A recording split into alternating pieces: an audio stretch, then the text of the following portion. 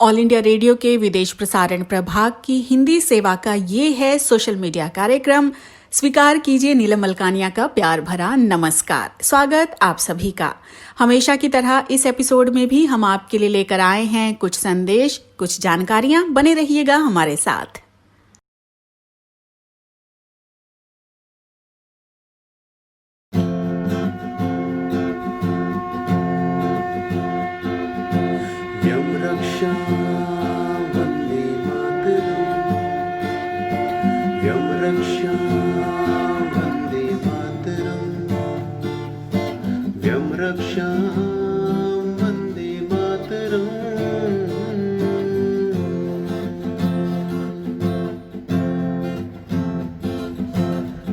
माँ के आंचल में गुजारा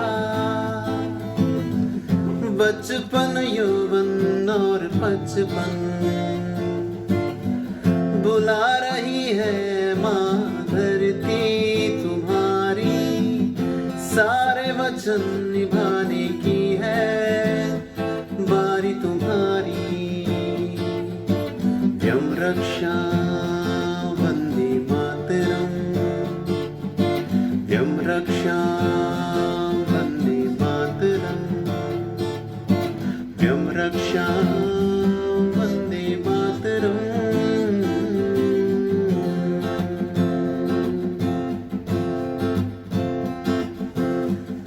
आज हमारा नारा है व्यम रक्षा, व्यम रक्षा।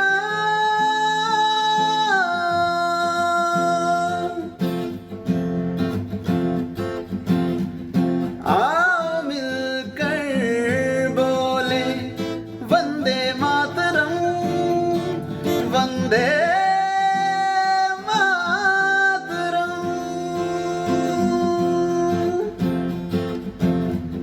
हम करेंगे रक्षा तुम्हारी, असुरों पर संघार है भारी।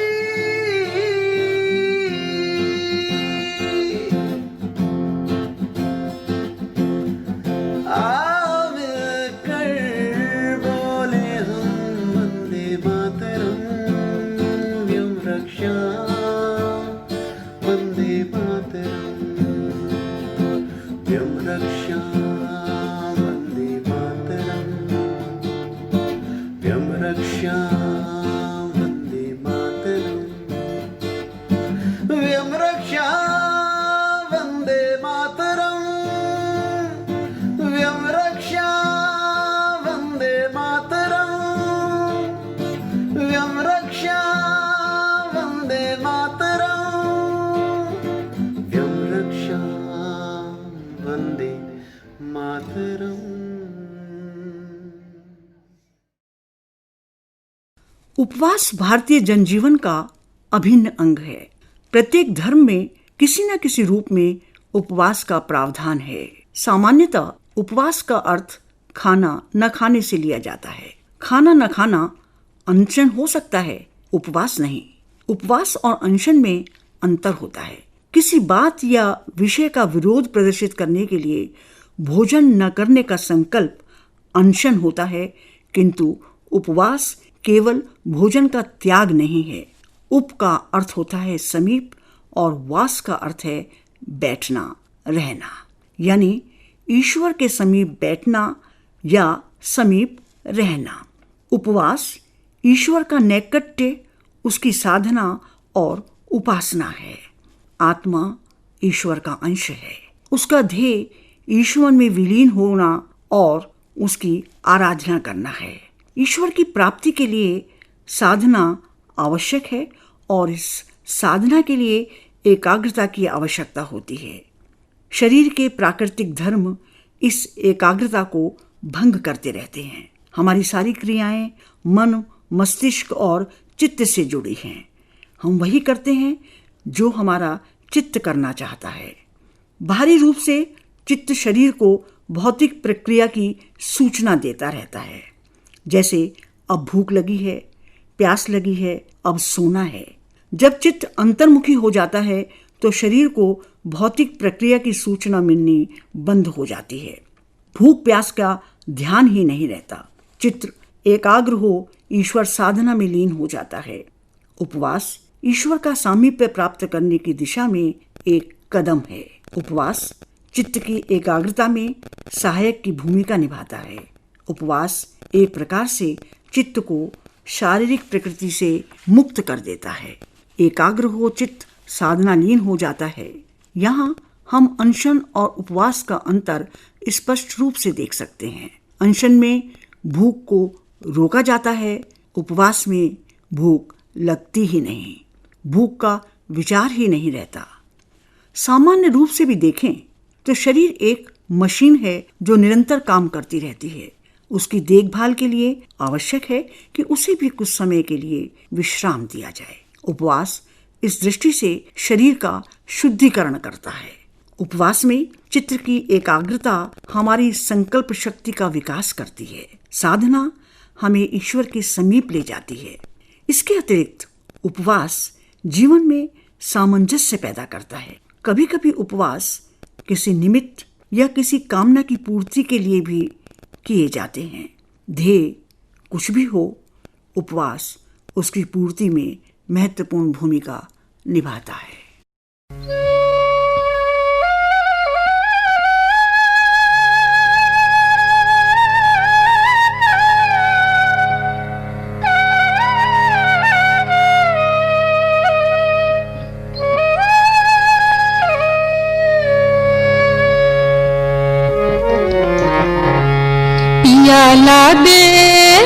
पियाला दे रेशम की डोर, झमाझम पानी पड़े। हाँ पियाला दे रेशम की डोर, झमाझम पानी पड़े। हाँ पियाला दे, हो पियाला दे रेशम की डोर, झमाझम पानी पड़े।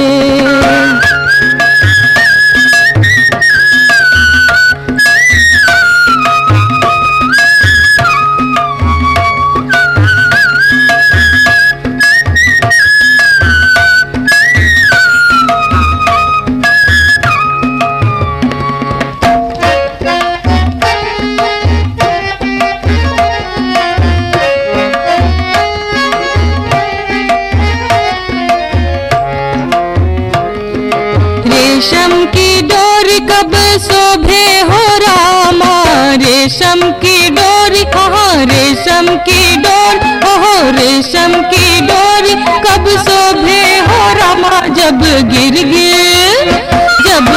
गिर बदरिया हाँ छाए, झमाझम पानी पड़े। हो जब गिर बदरिया छाए, झमाझम पानी पड़े। हाँ पियाला दे, हो पियाला दे रेशम की डोर, झमाझम पानी पड़े।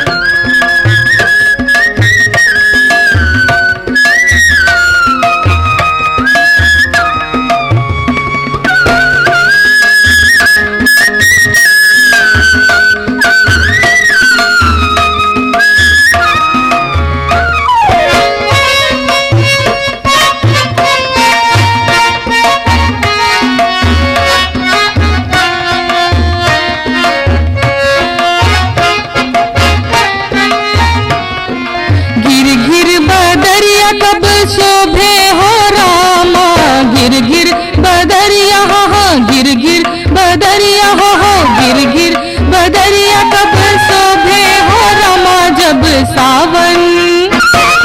सावन महीनवा आए, झमाझम पानी पड़े। हो जब सावन महीनवा आए, झमाझम पानी पड़े। हाँ पियाला दे, ओ पियाला दे रेशम की डोर, झमाझम पानी पड़े। हाँ पियाला दे रेशम की डोर, झमाझम पानी पड़े।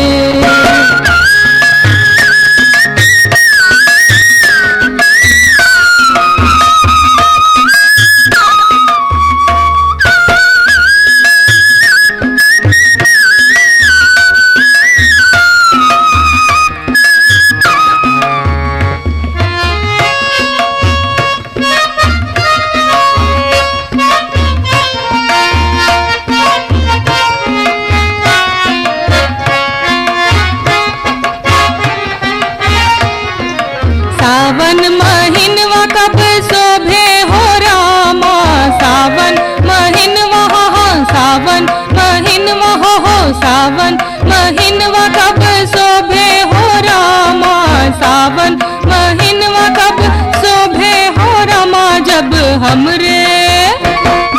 हमरे पिया संग में हो झमाझम पानी पड़े, हाँ जब हमरे पिया संग में हो झमाझम पानी पड़े, हाँ पियाला दे ओ पियाला दे रेशम की डोर, झमाझम पानी पड़े, हाँ पियाला दे रेशम की डोर, झमाझम पानी पड़े, जब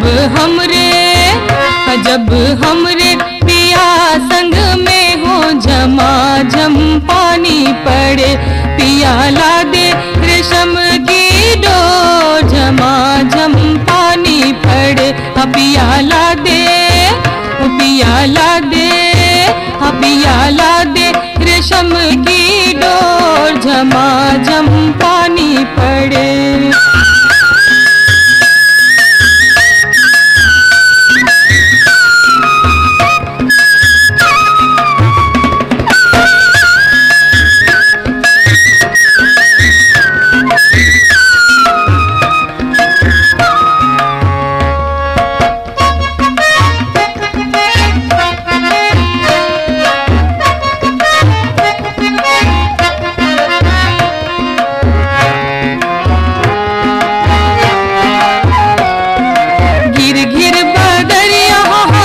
गिर बदरिया कब शोभे हो रामा, गिर बदरिया कब शोभे हो रामा, जब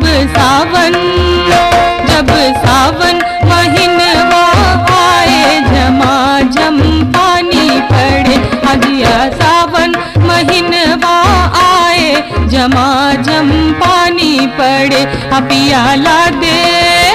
पियाला दे रेशम की डोर, झमाझम पानी पड़े। ऑल इंडिया रेडियो की ये हिंदी सेवा है। अब आप मुनीश शर्मा से समाचार सुनिए। 15,35,743 लोग भारत में कोविड-19 के संक्रमण से अभी तक मुक्त हो चुके हैं। पिछले 24 घंटे में 54,859 लोग ठीक हुए हैं और ठीक होने की दर 69.33% तक पहुंच गई है। गत 24 घंटे में कोविड-19 की जांच के लिए 4,77,023 परीक्षण किए गए। केंद्र ने राज्य सरकारों से कहा है कि उन स्वास्थ्य कर्मियों की सुरक्षा और देखभाल को सर्वोच्च वरीयता दी जाए जो कोविड-19 के विरुद्ध संघर्ष में शामिल हैं। जम्मू और कश्मीर स्थित बड़गांव में एक भारतीय जनता पार्टी कार्यकर्ता को गोली मार दी गई। उसने अस्पताल में दम तोड़ दिया है। प्रधानमंत्री नरेंद्र मोदी ने अंडमान और निकोबार स्थित पोर्ट ब्लेयर और चेन्नई के बीच सबमरीन ऑप्टिक फाइबर का उद्घाटन किया। इससे तीव्र गति की ब्रॉडबैंड सेवा द्वीप में मिल सकेगी और उसकी अर्थव्यवस्था को भी गति मिलेगी। पाकिस्तान ने जम्मू और कश्मीर के पुंछ क्षेत्र में नियंत्रण रेखा पर बगैर किसी उकसावे के युद्ध विराम भंग किया और भारत ने भी जवाबी कार्रवाई की है। अभी तक किसी के हताहत होने की सूचना नहीं है। केरल के 6 जिलों में भारी वर्षा की संभावना देखते हुए रेड अलर्ट जारी किया गया है। इदुक्की जिले में भूस्खलन के कारण 43 लोग मारे गए हैं। एक अंतर्राष्ट्रीय सम्मेलन में लेबनान को आपातकालीन मानवीय सहायता की पेशकश की गई है। साथ ही वहां पिछले सप्ताह हुए धमाकों की निष्पक्ष और स्वतंत्र जांच का भी आग्रह किया गया है। हांगकांग के मीडिया जगत की एक बड़ी हस्ती जिमी लाई को चीन के राष्ट्रीय सुरक्षा कानून के तहत गिरफ्तार कर लिया गया है और उन्हीं के साथ 6 अन्य लोगों को भी हिरासत में लिया गया है। उधर इजराइल में कोविड-19 और भ्रष्टाचार को ठीक से काबू में न कर पाने के कारण हजारों इजरायली नागरिक अपनी सरकार के विरुद्ध प्रदर्शन कर रहे हैं। और इसके साथ ही ये समाचार बुलेटिन समाप्त हुआ। ये समाचार हमें विदेश प्रसारण प्रभाग की वार्ता एकांश से प्राप्त हुए।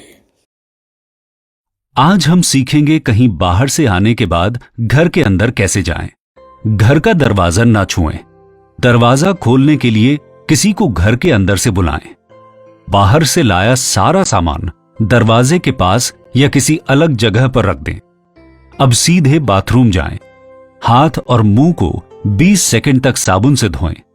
अगर भीड़ भरी जगह पर गए हों तो कपड़ों को डिटर्जेंट घोल में डुबोकर अच्छे से नहा लें। बाहर वाली चप्पल भी साबुन से धो लें।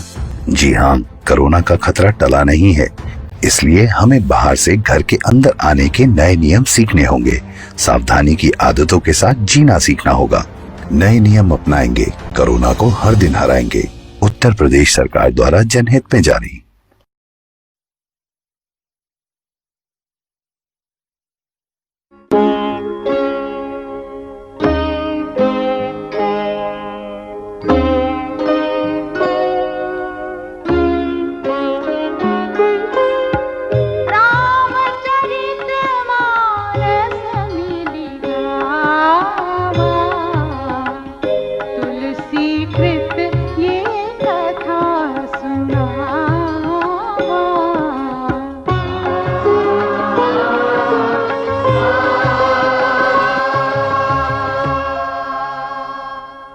अपना नाम एक तनु बताने वाले कपटी मुनि ने राजा प्रताप भानु का विश्वास जीतने के लिए उसे तप की महिमा बताई, जिसके प्रताप से ब्रह्मा जगत की सृष्टि करते हैं और विष्णु उसका पालन करते हैं।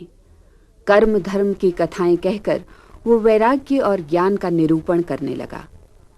ये सुनकर जब राजा प्रताप भानु पूर्ण रूप से उसके प्रभाव में आ गया और उसे अपना नाम बताने को हुआ, तो कपटी मुनि एक तनु ने कहा, हे राजन, मैं तुमको जानता हूँ।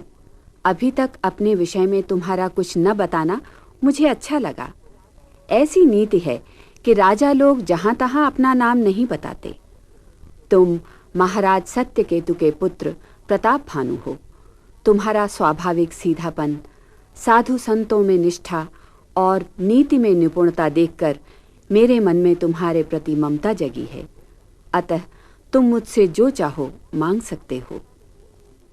राजा प्रताप भानु ने मुनि को प्रसन्न जानकर अपनी ओर से ये दुर्लभ वर मांगा कि उसके शरीर को वृद्धावस्था, मृत्यु और दुख नहीं व्यापे। उसे युद्ध में कोई नहीं जीत सके और वो इस पृथ्वी पर 100 कल्प तक निष्कंटक राज्य करता रहे। तपस्वी ने कहा, ऐसा ही होगा। केवल ब्राह्मण कुल छोड़कर काम भी तुम्हारे सामने झुकेगा।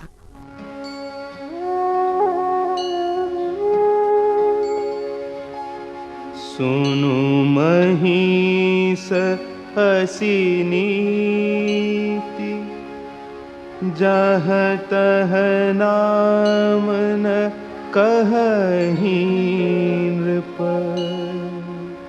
मोहि तो ही परति प्रीति, सोई चतुरता विचारितव।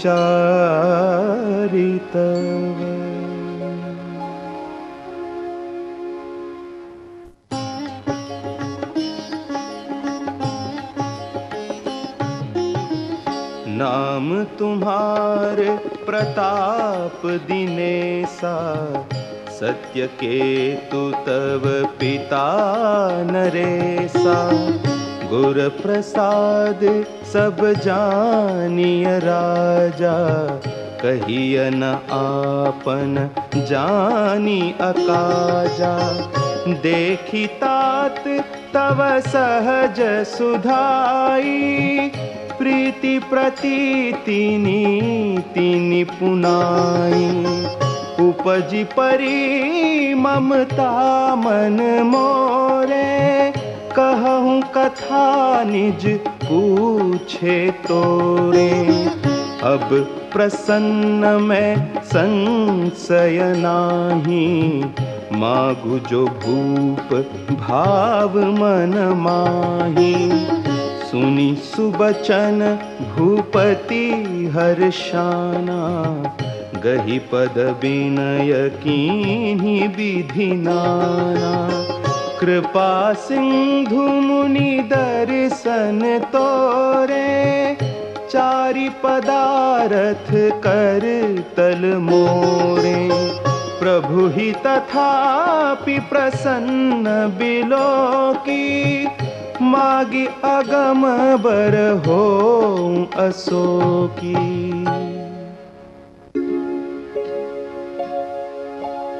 जरा मरण दुख रहित तनु, समर जीते जनिको। एक छत्र रिपुहीन मही, राज कलप सत हो।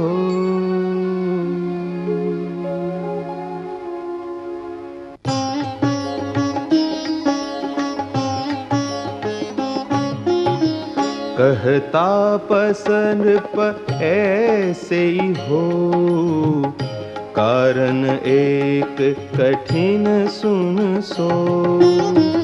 कालौ तु पद नाई ही सीसा, एक विप्रकुल छाड़ी महिषा। तप बल विप्र सदा बरियारा, तिन्ह के कोप न को रखवारा। जो विप्रन बस करहु नरेसा, तो तु बस विधि विष्णु महेशा। चलन ब्रह्म कुल सन बरि आई, सत्य कहूँ दो भुजा उठाई। विप्र श्राप बिनु सुनु महिपाला, तोर नास नहीं कवने हूँ काला। हर्षे उराऊ बचन सुनितासु, नाथ न होई मोर अब नासु। तब प्रसाद प्रभु कृपा निधाना, मो कहूँ सर्व काल कल्याणा।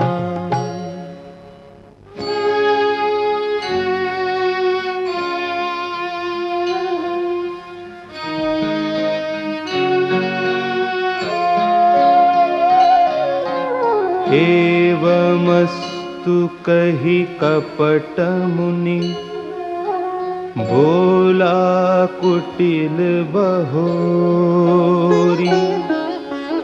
मिलब हमार भुलाब निज, कहहु त हमहि न खोरी।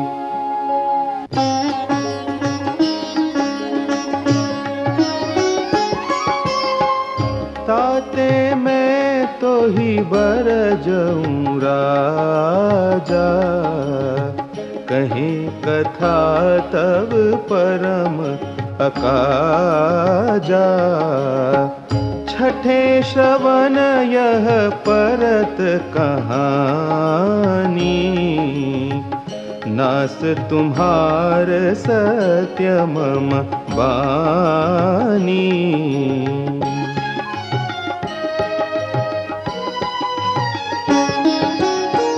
यह प्रगटे अथवा द्विज श्रापा, नास तोर सुनु भानु प्रतापा। आन उपाय निधन तव नाही, जो हरिहर को पही मन माही। सत्यनाथ पद गहीन पभाखा, द्विज गुर कोप कहहु को राखा। राखई गुर जो कोप विधाता, गुर विरोध नहीं को जग राता।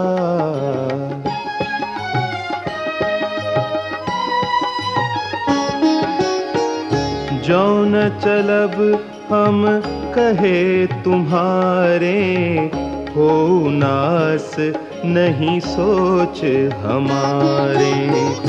एक ही डर डरपत मन मोरा, प्रभु मही देव श्राप अति घोरा।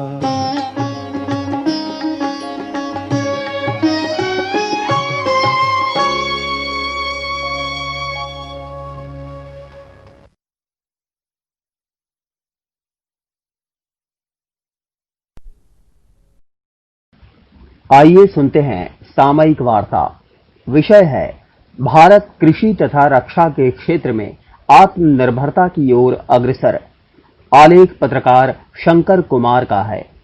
वाचक हैं मनोज कुमार चौधरी। कृषि तथा रक्षा समेत भारत के मुख्य क्षेत्रों की शक्ति आत्मनिर्भरता में है। आत्मनिर्भरता एक ऐसी पहल है जिसका उद्देश्य देश को वैश्विक मंच के शीर्ष पर पहुंचाना है। ये निर्विवाद रहा जब प्रधानमंत्री नरेंद्र मोदी ने कृषि मूलभूत संरचना कोष के अंतर्गत 1 लाख करोड़ रुपए की वित्त पोषण सुविधा की शुरुआत की। रक्षा मंत्री राजनाथ सिंह ने 101 रक्षा उपकरणों की एक सूची की घोषणा की। इन उपकरणों के आयात दी गई समय सीमा के परे तक प्रतिबंधित रहेंगे। ये दो घटनाक्रम विश्व की तेजी से विकसित होती आर्थिक शक्ति बनने के भारत के टैग को कमजोर पड़ने में अधिक समय को गंवाए बगैर इसके आत्मनिर्भर बनने के उद्देश्य में एक नए चरण को चिन्हित करते हैं। कृषि मूलभूत संरचना कोष का उद्देश्य देश के कृषि समुदाय को योग्य बनाना है ताकि ये समुदाय अधिक लाभ प्राप्त करने के लिए अपने उत्पादन का भंडारण कर सके और फिर इनकी बर्बादी में कमी करके अपने कृषि उत्पादन को अधिक मूल्य पर बेच सके। ये कोष कृषि क्षेत्र में स्टार्टअप्स के लिए लाभ की भी परिकल्पना करता है। इससे फसल कटाई के बाद के प्रबंधन को बढ़ाकर एक तंत्र उत्पन्न करने के लिए इन्हें एक अवसर मिलेगा। देश की जनसंख्या का अधिकतम भाग जीवित रहने के माध्यम के रूप में अभी भी कृषि पर निर्भर है। ये क्षेत्र भंडारण, कोल्ड चेन तथा खाद्य प्रसंस्करण के क्षेत्रों में निवेश के लिए विशाल अवसर की पेशकश करता है। इस मामले में कृषि मूलभूत संरचना कोष द्वारा दी जाने वाली मध्यम तथा दीर्घकालिक ऋण वित्त पोषण सुविधाएं फसल कटाई के बाद की मूलभूत संरचना प्रबंधन के विकास में अधिक लाभकारी साबित हो सकती हैं। किसानों के अतिरिक्त प्राथमिक कृषि साख समितियां, PACS, किसान उत्पादक संगठन तथा कृषि उद्यमियों को कृषि मूलभूत संरचना कोष के लाभ मिलेंगे।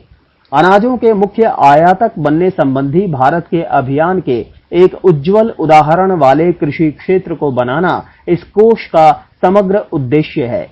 जब विश्व कोविड-19 से उपजी चुनौतियों के साथ संघर्षरत था, तब दवाइयों की तरह भारत के कृषि क्षेत्र ने निर्यातों के साथ विश्व की खाद्य आपूर्ति की श्रृंखला को संभाले रखा। मार्च-जून 2020 के दौरान गत वर्ष की तुलना में कृषि निर्यात 23.24% तक बढ़ा। निश्चित रूप से आने वाले कुछ वर्षों में भारत को आत्मनिर्भर बनने में किसान तथा कृषि क्षेत्र की एक बड़ी भूमिका होने वाली है। इसी प्रकार रक्षा समेत महत्वपूर्ण प्रौद्योगिकियों में आत्मनिर्भर बनने के भारत के संकल्प को एक प्रोत्साहन मिला जब रक्षा मंत्रालय ने 2020 तथा 2024 के बीच एक चरणबद्ध तरीके से 101 रक्षा उपकरणों के आयात को प्रतिबंधित करने का निर्णय लिया। भारत के इतिहास में पहली बार इन उपकरणों को देश में निर्मित करके सशस्त्र बलों को बेहतर तरीके से तैयार करने के लिए इस प्रकार के कदम उठाए गए हैं। 101 उपकरणों पर प्रतिबंध के साथ अगले 5 से 7 वर्षों में घरेलू उद्योगों को अनुमानित लगभग 4 लाख करोड़ रुपए के मूल्य के अनुबंध दिए जाएंगे। इनमें से सेना तथा वायुसेना में प्रत्येक को लगभग 1,30,000 करोड़ रुपए के मूल्य के उपकरण मिलने की आशा है, जबकि इसी अवधि में नौसेना को लगभग 1,40,000 करोड़ रुपए के मूल्य के उपकरण मिलने की आशा की जा रही है। प्रतिबंधित उपकरणों में न केवल साधारण कलपुर्जे शामिल हैं, बल्कि इनमें आर्टिलरी गन, असॉल्ट राइफल, लड़ाकू जलपोत, सोनार प्रणाली, परिवहन विमान, हल्के युद्धक हेलीकॉप्टर, रेडार तथा अन्य उपकरण जैसे कुछ उच्च प्रौद्योगिकीय हथियार भी हैं। रक्षा क्षेत्र में आत्मनिर्भर बनने की दिशा में एक बड़े कदम के रूप में देखा जाने वाला ये कदम प्रतिबंधित उपकरणों को देश में निर्मित करने के अवसर को बढ़ाने के लिए भारतीय रक्षा उद्योग को एक बड़ा अवसर प्रदान करता है। यह आने वाले वर्षों में सशस्त्र बलों की आवश्यकताओं को पूरा करने के लिए रक्षा अनुसंधान एवं विकास संगठन DRDO द्वारा विकसित तथा परिकल्पित प्रौद्योगिकी को अपना सकता है या फिर अपनी स्वयं की परिकल्पना तथा विकास क्षमताओं का प्रयोग करके इस काम को अंजाम दे सकता है। रक्षा प्रौद्योगिकी को प्राप्त करने में सशस्त्र बलों को किसी तरह की समस्या नहीं है। इस बात को सुनिश्चित करने के लिए आवश्यक कदम उठाए गए हैं ताकि उपकरणों के उत्पादन में लगने वाली समय सीमा का पता चल सके। इसके बावजूद किए गए उपायों के परिणाम स्वरूप न केवल घरेलू क्षेत्र का विकास होगा बल्कि इससे भारत 5 ट्रिलियन की अर्थव्यवस्था बनने के लक्ष्य को प्राप्त करने के और निकट पहुंच सकेगा। इसके साथ ये स्पष्ट किया जाना चाहिए कि आत्मनिर्भर भारत का अर्थ विश्व के शेष भागों से दूरी बना लेना कतई नहीं है। सरकार ने भी इसे स्पष्ट कर दिया है कि आत्मनिर्भर बनने का मतलब वैश्विक अर्थव्यवस्था का एक बड़ा तथा और अधिक महत्वपूर्ण हिस्सा बनने से लगाया जाना चाहिए। कार्यक्रम आपको कैसा लगा हमें जरूर बताइएगा esth.radiomail@gmail.com पर। अपना ध्यान रखिए, अपने परिवार का ध्यान रखिए। अगले अंक में हम फिर हाजिर होंगे। अब मुझे यानी नीलम मलकानिया को दीजिए इजाजत। नमस्कार।